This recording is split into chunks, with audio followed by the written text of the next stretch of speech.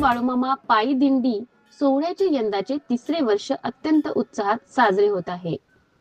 संस्थापक श्री अनिल मामा दगडू कोळपे यांच्या मार्गदर्शनाखाली श्री क्षेत्र भानोबाची कोयाळी कोळपे वस्ती येथून श्री क्षेत्र आदमापूरकडे पायी दिंडीचे भक्तिमय प्रस्थान झाले आहे. टाळ मृदुंगाच्या गजरात भगव्या पताकांच्या साक्षीने आणि जयघोषात दिंडीची सुरुवात झाली. महिला, पुरुष, युवक आणि ज्येष्ठ नागरिक मोठ्या संख्येने सहभागी झाले असून परिसर पूर्णतः भक्तिमय वातावरणात न्हाऊन निघाला आहे.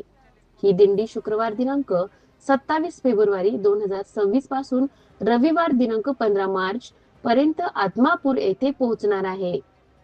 अनिल दगडू कोळपे, कोळपे वस्ती, गाव कोयळे, भानोबाची कोयळे, कोळपे वस्ती. 3 वर्ष झाले दिंडी सोहळा केलेला. बाळूमामाच्या सहकार्याने आपण सगळं अडचण नाही काय बिगर पिशी आपण पिशी घेत नाहीये. येताना न बोलता घरी सगळी लोकांचं आपण जाताना सगळं लोकांचं सहकार्य असल्यामुळे आपण त्या हिशोबाने करून घेतोय.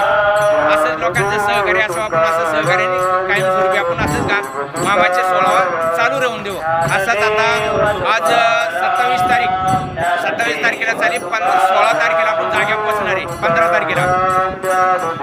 तारखेला मामाचा मोठा उत्सव आहे तिथं 16 तारखेला भंडारा सोहळा आहे बाळूमामाच्या नावानं. मार्गामध्ये विविध गावांमध्ये स्वागत, फराळ व महाप्रसादाची व्यवस्था करण्यात आली आहे.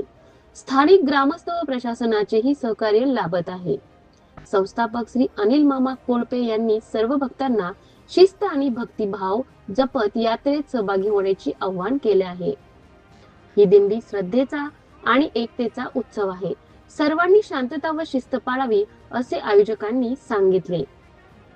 भक्तीचा वारसा जपत तिसऱ्या वर्षीही पायी दिंडी आदमापूरच्या दिशेने मार्गक्रमण करत आहे.